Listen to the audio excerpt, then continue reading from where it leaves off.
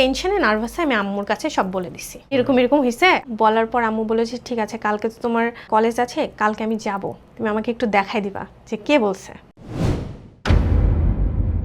আমার নাম জান্নাতুল ফিজা উম্মি। আমার বেড়ে ওঠা ঝিনাইদাতে। আমার বাবা মা আমাকে পড়ালেখা একদম ছোটবেলা থেকে অনেক সাপোর্টিভ ছিল। প্লাস আমার আম্মু হচ্ছে সবসময় আমাকে অনেক গাইডে রাখতো, লাইক একদম স্কুল থেকে নিয়ে আসা দিয়ে আসা। আমার ফ্যামিলি থেকে একটা ইয়া ছিল, মানে ছেলেদের সাথে যে খেলাধুলা করতে হবে বা ছেলে ফ্রেন্ড যে থাকতে হবে, এটা আমার ফ্যামিলি ওইভাবে অ্যালাউ করতো না।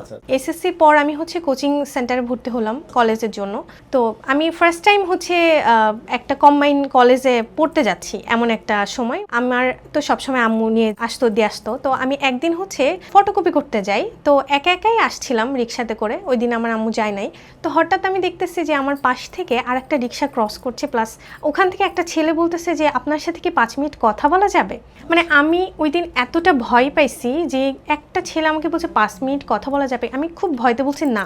পরে সে বলছে 1 মিনিট, তো আমি বলছি তাও না। আমি আসলে ছেলের দিকে তাকাইও নি, জাস্ট আমি দেখছি যে সে হোয়াইট কালারের একটা শার্ট পরেছিল, বাট ফেসটা কেমন ছিল আমি তাও খেয়াল করিনি। তো আমি সেদিন অনেক ভয় পেয়েছি, প্লাস বাসায় দ্রুত চলে গেছে, এটা আমি আম্মুকে বলি নাই। তো ওইটার পরে আমি 2-3 দিনে ভুলে গেছি ওই ঘটনাটা। তো তারপরে আমার হচ্ছে কলেজ জীবনের ফার্স্ট ডেটা আসলো 2013। আমি ওই দিন ফার্স্ট হচ্ছে আমার কলেজে গেলাম। তো আমার ক্লাসমেট কিছু তারা বলতেছিল যে আচ্ছা তোমার সাথে না একটা ছেলে কথা বলতে চায়। তো আমি দেখলাম যে পেছনে 20 থেকে 25টা ছেলে, সামনে একটা ছেলে, 20 থেকে 25 জন ছেলে নিয়ে একটা ছেলে আসছে কথা বলতে। পরে সেই ছেলেটা আসলো, এসে আমাকে বলতেছে যে আপনাকে আমার খুব পছন্দ।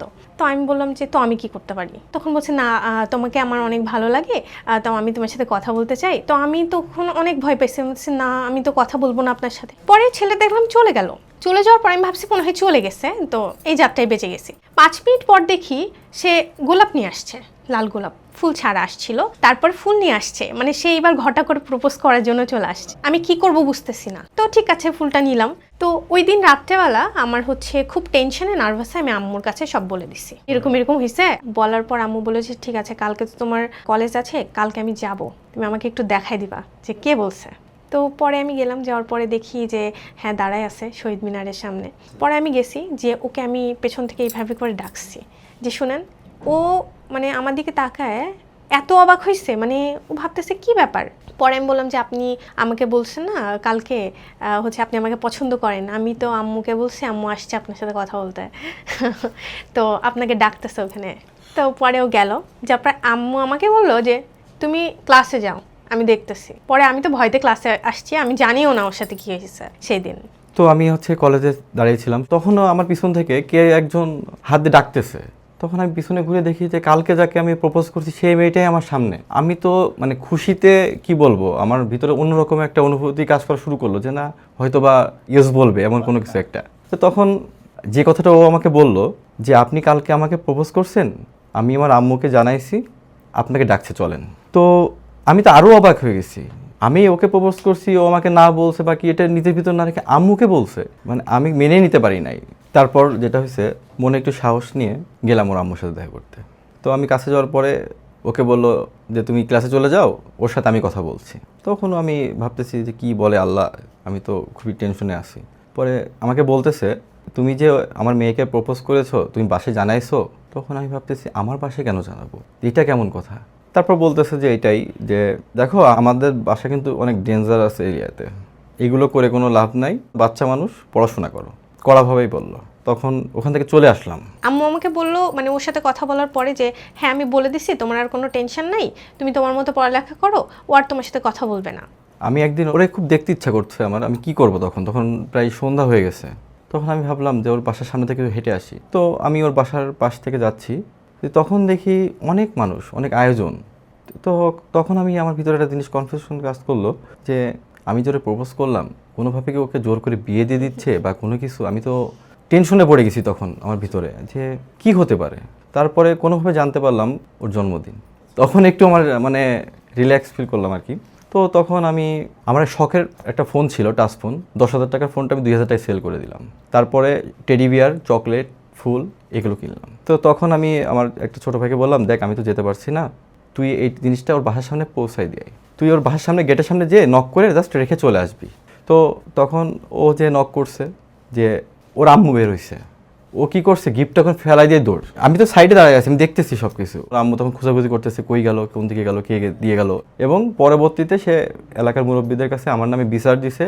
তো এলাকার মুরব্বীদের কাছে যখন বলল, এটা জানার পরে আমাকে ডাক দিল, যে বললো দেখো প্রান্ত, তুমি হয়তো একটা মেয়েকে পছন্দ করো, সব থেকে ভালো হয় ওর সাথে তুমি যোগাযোগটা না করলে। মানে আমি এটা খুব এনজয় করতাম যে ও আসতো আমার কোচিংয়ের সামনে, আমি ক্লাস করতাম, ও বাইরে দাঁড়িয়ে থাকতো, ক্লাস শেষ হতো, দেখতাম যে দাঁড়াই আছে এখনো। আবার এটাও নোটিস করতাম যে আমি যে কালারের ড্রেস পরে যেদিন যাই ও সেম কালারের শার্ট পরে আসে। কোনোদিন যদি ম্যাচিং না হতে বাসায় যেয়ে সাথে সাথে চেঞ্জ করে চলে আসতো। পরে যে কি হয়েছে যে হঠাৎ করে দেখি নাই, 2-3 দেখি মানে নাই। তো পরে আমার খুব মন খারাপ। তো ওই মন খারাপ থেকেই আমি রিয়েলাইজ করলাম যে না, আমিও তাকে হয়তো পছন্দ করি। 1 সপ্তাহ পর দেখলাম সে ব্যাক এসে আমাকে ইগনোর করতেছে, আমার চোখের সামনে দিয়ে চলে যাচ্ছে, চোখে চোখ পড়লে চলে যাচ্ছে, মানে তাকাইতেছেই না। আমার তো খুব রাগ আর জেদ শুরু হলো যে কি ব্যাপার, আগে না ঘুরতেছিল, এখন আবার কথা বলে না কেন। পরে আমার মনে হলো যে না, এইবার অন্তত আমার স্টেপ নেওয়া উচিত। তো তারপর গিয়ে দেখি দাঁড়ায় আছে। তো আমি গিয়ে বললাম যে আচ্ছা আপনার কি ফেসবুক আইডি আছে? বলতেছে যে হ্যাঁ আছে, কেন? তখন আমি বলছি আমার কিন্তু ফেসবুক আইডি আছে এই নামে, আপনি কিন্তু আমাকে মেসেজ দিবেন না বলে আসলাম, যাতে করে সে আমাকে মেসেজ দেয়। তো হচ্ছে ওই টাইমে দেখি মেসেজ দিছে। তখন আমি লিখছি যে আচ্ছা আমি তো আপনাকে মেসেজ দিতে বলি নাই, নিষেধ করছি, আপনি কেন মেসেজ দিচ্ছেন? তো ওই থেকে আমাদের কনভারসেশন আর কি স্টার্ট হয়েছে। মাঝে মাঝে দেখা করতাম, আমি তখন একটু একটু কথা বলতাম। দেখা যাচ্ছে আমার আম্মু বাইরে কোচিং সেন্টারের বাইরে আছে, ও কোচিং সেন্টারের ভেতরে আছে, একটু কথা বলতাম, বলে দেন কোচিং সেন্টার থেকে বেরোয় দাও, এমন হয়েছে। আসলে আমাদের মধ্যে এত চিঠি আদান প্রদান হয়েছে, এটা আসলে বলে বোঝাইতে পারবো না যে কোন টাইমে আমি কি কথা বলছি। এমনি ইচ্ছা হয়েছে একটা চিঠি লিখছে ছোট ছোট। তো এইভাবে করে আমাদের আসলে রিলেশনটা স্টার্ট হয়। আর এইভাবেই আসলে কথা বলতে বলতে আমার মানে কলেজ জীবনটা আমি শেষ করলাম। তো ওই টাইমে আমার চান্স হয়ে গেল হচ্ছে আপনার জগন্নাথ ইউনিভার্সিটিতে। তো ওই টাইমে আমি ভর্তি হয়ে গেলাম। হয়ে যাওয়ার পরে ও আসলে যত খুশি হয়েছিল ততই মন খারাপ, কারণ আমাদের লং ডিস্টেন্স রিলেশন হয়ে গেল তখন। ও তখন ঝিনাইদহে পড়াশোনা করছিল আর ওই টাইমে আমি ঢাকা শিফট হয়ে গেলাম। তো আমি যখন ভার্সিটি করতাম ওই টাইমে তো আমার একটা নতুন জগৎ হয়ে গেল, নতুন ফ্রেন্ড সার্কেল সবাই। মানে ওই টাইমে আসলে আমার খুব মন খারাপ লাগতো যে ওর সাথে দেখা হচ্ছে না। তো আমি একদিন ওকে বলতেছি যে আমার না তোমাকে অনেক দেখতে ইচ্ছা করতেছে। তো এটা বলে আমি কনভারসেশন শেষ করে রাতে ঘুমাই গেছি, আমার মনে নাই এই কথা। সকালে আমি বাসের জন্য ওয়েট করতেছি, ভার্সিটিতে যাব। তো তখন আমার হঠাৎ করে পেছন থেকে কেউ টান দিছে। আমি যেই ঘুরছি দেখি যে ও। আমি এতটা খুশি ছিলাম, আমি বলছি তুমি কিভাবে চলে আসলে? ও দেখে আমাকে অবাক, তুমি কিভাবে আসলে এখানে? আমি বললাম তুমি না দেখতে চাইছো আমাকে। খুবই ভালো ছিল, মানে সম্পর্কটা অনেক ম্যাজিক্যাল ছিল, স্বপ্নের মতো লাগতো। আমি যখন রাগ করতাম তখন আমাকে সরি বলার জন্য ওর ফ্রেন্ড দিয়ে বা কুরিয়ার দিয়ে আমার হোস্টেলে হচ্ছে গিফট পাঠাতো ঝিনাইদহ থেকে, আই এম সরি বা চকলেট। এমনও হয়েছে যে কাগজে সুন্দর সুন্দর ফুল বানিয়ে আমাকে হচ্ছে পাঠাইছে। তো এইভাবে আসলে রিলেশনশিপটা কন্টিনিউ করতে করতে ততদিনে আমাদের 7-8 বছরের সম্পর্ক হয়ে গেছে। আমার গ্রাজুয়েশন কমপ্লিট হয়ে গেল, ওরটাও শেষ হয়ে গেল। তো যখন গ্রাজুয়েশন শেষ করলাম তখন আমার বাসা থেকে বিয়ের জন্য প্রেশার আসে। তখন আমি ওকে বলি যে দেখো, যে কোনোভাবে একটা চাকরি তো করতে হবে, কারণ তোমার পড়ালেখা শেষ, আমার শেষ। এখন আমি কি বলবো বাসায়, তোমার সাথে আমি বিয়ে করব, একটা তো ভালো জব থাকা লাগবে। তখন আমার প্রায় বলতো যে আসলে আমরা বিয়ে করবো কবে, তুমি কবে চাকরি করবা, ফিউচারটা কি হবে, এগুলো নিয়ে আলোচনা করতো। মানে বাসায় যে বলবে আমার কথা কোনোভাবে বলতে পারছে না। মাঝে মধ্যে আমার কাছে ফোন করে অনেক কান্নাকাটি করতো, তুমি দ্রুত একটা চাকরির ব্যবস্থা করো, নাহলে তুমি বাসায় বলতে পারছি না। আমি চেষ্টা করতে থাকলাম, ইন্টারভিউ দিতে থাকলাম, কোথাও মন মতো হচ্ছিল না। তো জব যখন ও পেয়ে গেল তখন ওর চাকরির প্রথম পোস্টিং ছিল চট্টগ্রামে। তো ওই টাইমে ও আসলে যেতে চাচ্ছিল না, যে একে তো লং ডিস্টেন্স, এখন আবার হয়ে যাবে চট্টগ্রাম, এত দূর, কিভাবে কি করব। তো আমি বললাম যে দেখো, বিয়ে করতে গেলে এইটুকু কষ্ট করাই লাগবে, যেহেতু এতদিন কষ্ট করছি।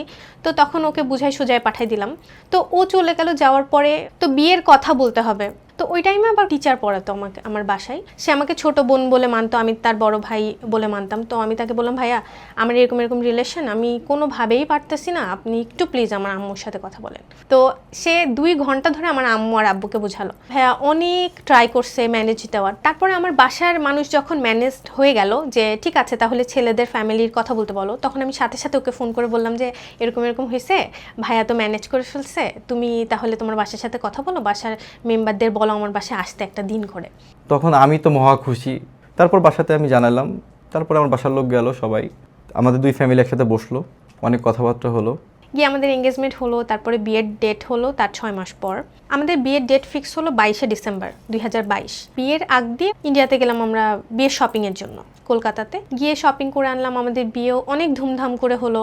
মানে বিয়ের দিন হচ্ছে ও হাতির পিঠে আসছে, আমাকে পালকিতে করে নিয়ে গেছে, এইটা মোটামুটি ওই টাইমে ভাইরাল হয়ে গেছে সব পত্রিকায়। তো এই জিনিসটা মানে ওই টাইমে অনেক বেশি আমরা ফেমাস হয়ে গেছে। ওই টাইমে আমাদের বিয়ের সময় আমাদের রিলেশন ছিল অলমোস্ট 11 বছর। ওই টাইমে হচ্ছে আমাদের বিয়ে হয়ে গেল। আমরা তো খুব খুশি যে ফাইনালি আমাদের বিয়ে হয়ে গেছে। বিয়ের 1 সপ্তাহ পর আবার ও চলে গেল চট্টগ্রামে, আমি ঢাকাতে। ওই টাইমে জার্নিটা ছিল আরও বেশি কঠিন। আমি একা ঢাকা থাকতেছি প্রায় 1.5 বছর মতো। পরে 2024 সালের দিকে ও ঢাকায় শিফট করার পর আমরা ফাইনালি সংসার স্টার্ট করি। এর মধ্যে আমরা হানিমুনে গিয়েছি দেশের বাইরে, থাইল্যান্ড গেছিলাম। স্বপ্নের মতো আসলে মনে হচ্ছিল দুজনের কাছে, যে আমরা যেগুলো ভেবে আসছি আমাদের বিয়ের পর যে কীভাবে আমরা সময় কাটাবো, কোথায় যাব, কি করব, তো সেগুলো আমরা ঘুরতাম আর ভাবতাম যে আমাদের স্বপ্নের মতো লাগতো সব কিছু। তো ওই টাইম আমি কন্টেন্ট ক্রিয়েশন করতাম, তখনও আস্তে আস্তে কন্টেন্ট ক্রিয়েশনের সাথে যুক্ত হয়ে গেল। আমাদের হচ্ছে skin care makeup related business আছে। আমাদের বিজনেস পেজের নাম হচ্ছে সিক্রেট অফ নুরিন। আপনারা যদিও অনেকেই আমাকে চিনেন, বাট আমি আরও একবার দেখে দিই। এটা হচ্ছে আমাদের পেজ মেকআপ মিস্ট্রেস। এখানে আমরা কিন্তু সবসময় আপনাদের জন্য ভিডিও বানিয়ে থাকি। আমাকে যদি ফলো করেন তাহলে দেখতে পারবেন। আমাদের সব কিছু মিলিয়ে প্রায় 14 বছর আমরা একসাথে আছি। মানে আমার লাইফের যদি একটা বেস্ট পাওয়া থাকে, যে আল্লাহর কাছ থেকে একটা সর্বোচ্চ একটা ভালো উপহার আমি পেয়েছি, সেটা হচ্ছে আমার হাজব্যান্ড। আমি সবসময় মানে প্রতিটা দিন দোয়া করি আর নিজেকে লাকি ফিল করি যে না, আমি মনে হয় একমাত্র ভাগ্যবতী যে আমার হাজব্যান্ডের মতো একটা হাজব্যান্ড আমি পেয়েছি, যে আমাকে সব কিছুতে সাপোর্ট করে। আমি আমার ফিলিংগুলা, আমার অনুভূতিগুলো একদম একটা বেস্ট ফ্রেন্ডের কাছে যেভাবে বলে, নিজের ফ্যামিলি বাবা মার কাছে যেভাবে বলে, একদম ঠিক সেইভাবেই আমি আমার হাজব্যান্ডের কাছে বলেছি। যেমন আজকেও আমি শুধু বলছি যে আমি এই শাড়িটা পরবো, তো এই শাড়ির সাথে আমার যদি একটু ফুল থাকতো তাহলে খুব ভালো লাগতো। মানে হঠাৎ করে দেখি বাসায় নাই, বাসায় আসছে ফুল নিয়ে। তো সেই মানুষটা আমার লাইফে 100 বছর বাঁচুক, এবং তার সাথে আমিও বাঁচতে চাই 100 বছর।